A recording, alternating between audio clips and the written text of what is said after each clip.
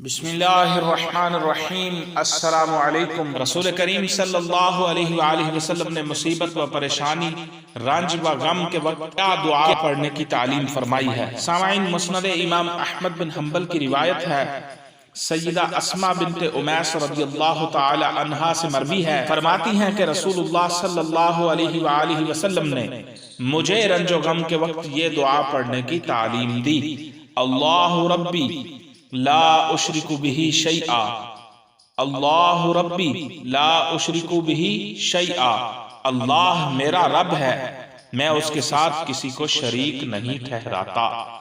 یہ مسند امام احمد بن حنبل کی روایت ہے۔ سیدہ اسماء بنت امیس رضی اللہ تعالی عنہا کو نبی کریم صلی اللہ علیہ وسلم نے یہ دعا رنج و غم کے وقت پڑھنے کی تعلیم دی تھی: اللہ ربی لا اشرک بہ شیئا، اللہ میرا رب ہے اور میں اس کے ساتھ کسی کو شریک نہیں ٹھہراتا۔